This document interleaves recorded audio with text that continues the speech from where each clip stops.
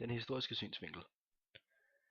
Fra 1750 til 1810 klassikken opfundet og udspillet, og det mest karakteristiske sted er i Wien, hvor der mange af de mest kendte komponister fra klassikken på et eller andet tidspunkt har holdt sig til.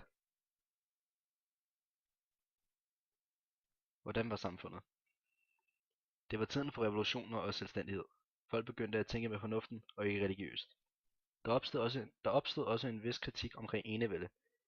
Man gjorde sig overvejelser omkring lighed, og at fyrsten var ligesom os andre, så hvorfor skulle han arve ret til altid at have ret? Det kulturelle.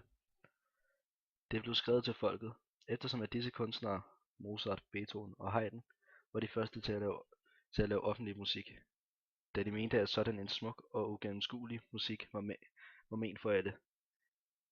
De var derfor også de første til at tjene penge på denne måde, altså at opføre deres stykker på, siden at de for det meste spillede for rigmænd eller adelige folk i personligt skue.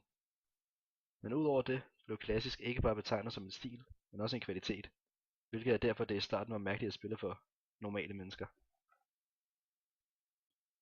Genre og stilmæssig synsvinkel. Wienerklassikeren var det populære inden for musik dengang. Musikken blev kendetegnet ved homofoni og symmetri, til forskel fra renæssancens og barokkens polyfoni. Bygger wienerklassikerne deres sats op af én dominerende melodi, ledsaget af en underordnet, mere akkordpræget akkompagnement. Altså en mere homofon musik, den måde man ofte stadig skriver musik på. Man anså barokmusikken, især Bach, for at være for tung musik. Ofte er temaerne opbygget regelmæssigt og symmetrisk, f.eks. 2, 4, 8 takters motiver. Wienerklassikken bliver også kendetegnet ved sonatform. Vi har valgt et velkendt stykke musik skrevet af Beethoven. Beethovens 5.